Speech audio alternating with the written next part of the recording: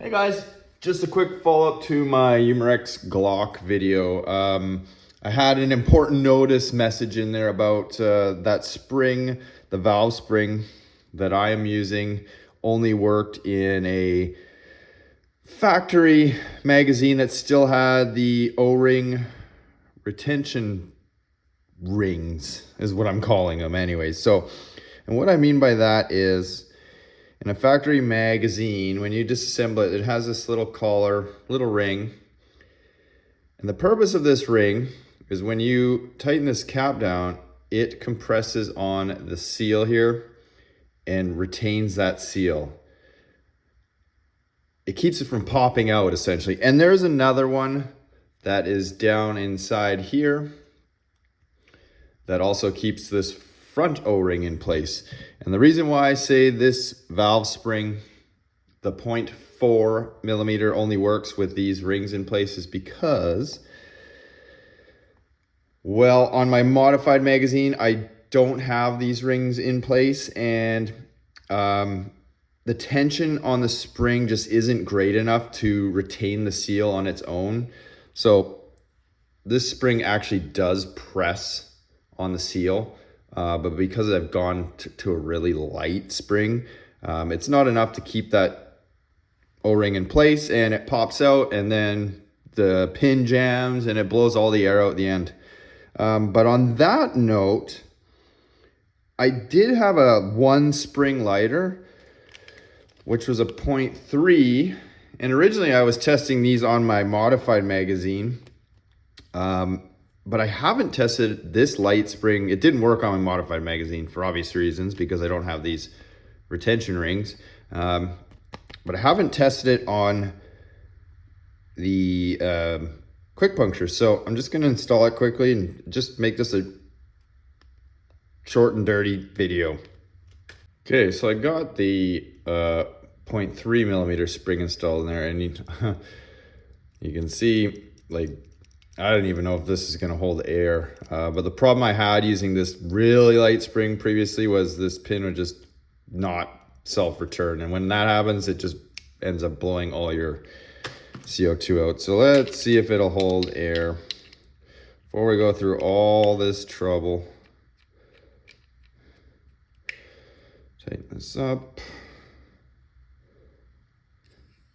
Oh, I think I punctured it just by tightening it that time.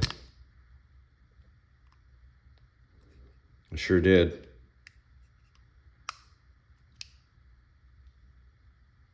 Well, it's not leaking. Put it back together quick, and then we'll see if it does better than 198 was my best number.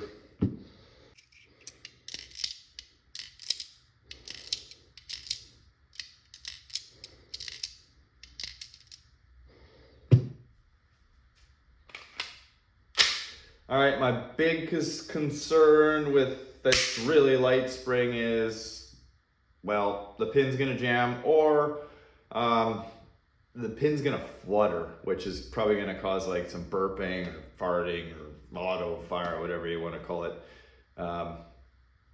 So that may be a reliability issue.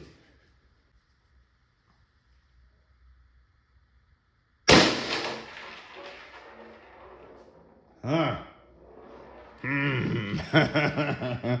Really? Really? Did you have to work? All right, that was just one shot though. Huh? I'm okay, guys. I know some of you are laughing. It's only 9-10 joules. But for doing nothing, no drilling, this is where I got to drilling this magazine originally. So I'm quite pleased that I haven't done anything to this mag that is irreversible at this point.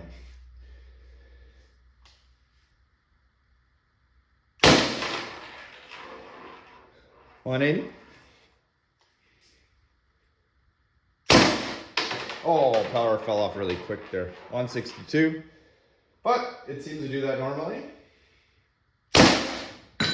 Oh, 154.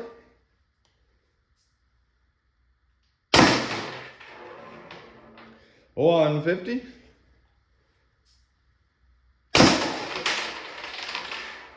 146. I think that was the last one.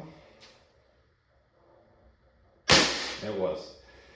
Just for kicks, I'll let this warm up just for a few minutes. I'm gonna reload.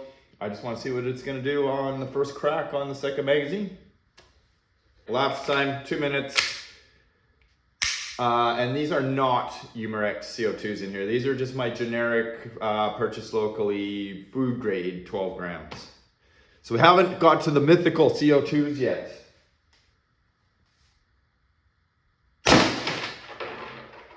$174.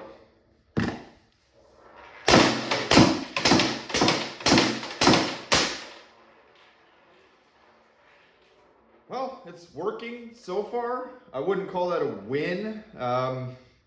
The other spring, the 0.4 millimeter that I linked in the previous video, I did test fairly thoroughly without any issue. This 0.3, I had problems, but again, I wasn't testing in a factory mag. I was testing in my drilled mag. So that remains to be seen. I won't link this one in the video, but if you look at the other video, you just want a 0.3 millimeter, not a 0.4, if that is your cup of tea. Umarex CO2 will be next, but probably not today. I got a whole bunch of other stuff to do.